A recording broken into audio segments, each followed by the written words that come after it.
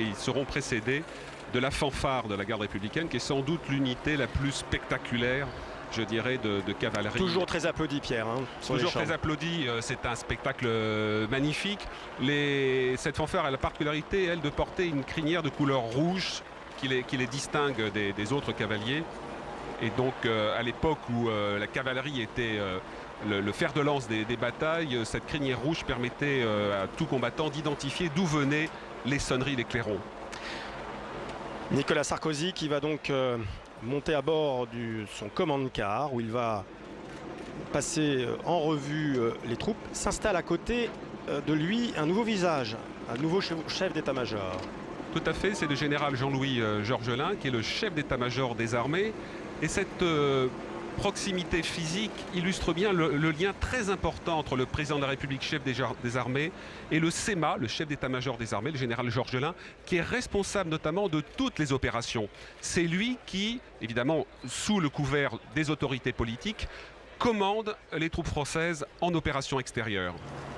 Alors, Jean-Louis Georgelin, qui était aussi le chef d'état-major particulier de Jacques Chirac.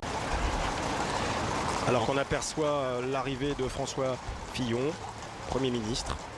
Qui va donc attendre Thierry et Pierre, le chef de l'État, en bas des Champs-Élysées, place de la... les à côté de l'avenue des Champs-Élysées.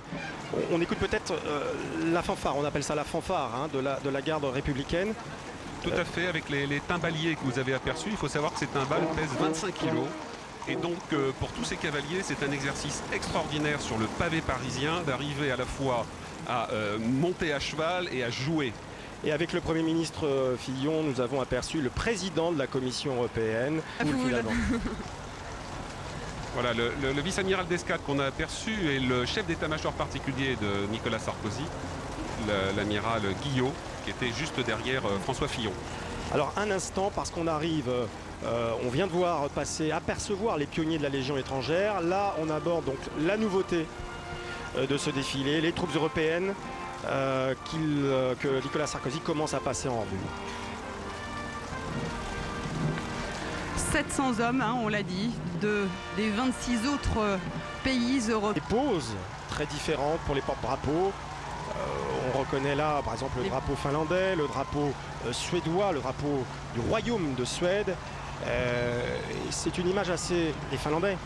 C'est une image assez impressionnante, Pierre, parce que ces armées étaient ennemies il y a quelques années, les Italiens. Là. Oui, c'est vraiment un symbole extraordinaire. L'histoire va tellement vite qu'on ne s'en rend pas compte, mais la plupart de ces pays étaient, il y a une quinzaine d'années, dans des clans militaires totalement hostiles. Et on verra tout à l'heure dans le défilé que l'ordre alphabétique crée parfois des cohabitations qui hier auraient été jugées totalement impossibles. Oui, effectivement.